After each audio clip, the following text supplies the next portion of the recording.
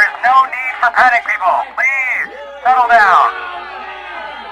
Hello YouTubers, this is noobifier. There is some salt that's going to float today, and I find that a bit upsetting because as much fun as it is sometimes to jump on the salt wagon, overall the article that was just published today is pretty positive. The title though, not very helpful.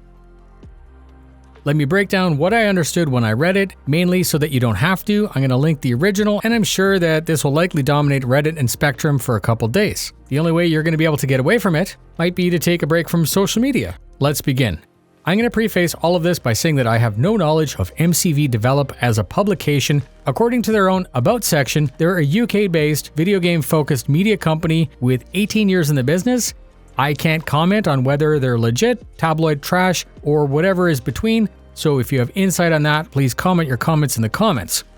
Help us out.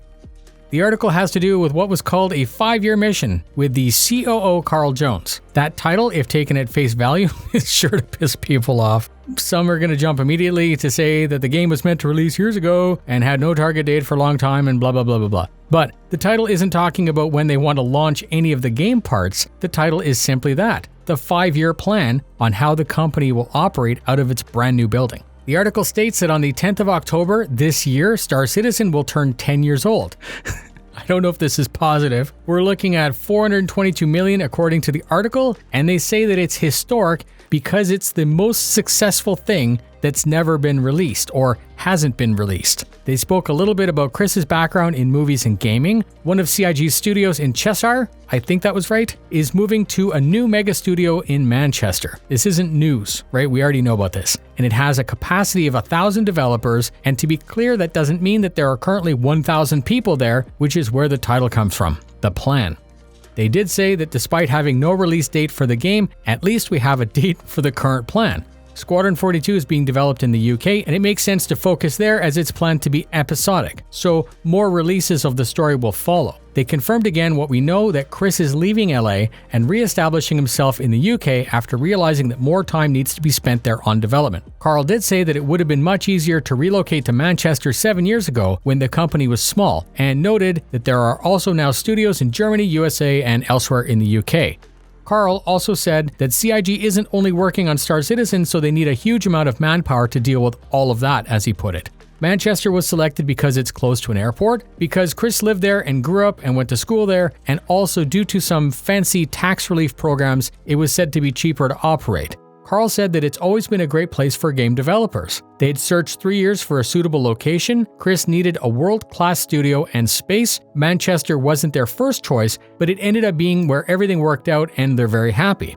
Carl said that it's going to be an extraordinary site and that it's just a beautiful location and it's going to have a good vibe and a great buzz for the younger staff. The article then took a little bit of a darker tone, citing some that criticized the cost of such a plan during a pandemic with people working from home. CIG has grown in the past 2 years and it simply doesn't have the space for everyone to work from an office. And they also cited that collaboration is very difficult when working remotely, something I'm sure we all know by now. He confirmed that some of the squadron team have actually been brought back together already to speed up bug fixing. He also confirmed that Teams meetings aren't anywhere near as effective, and that actually slows all the processes down.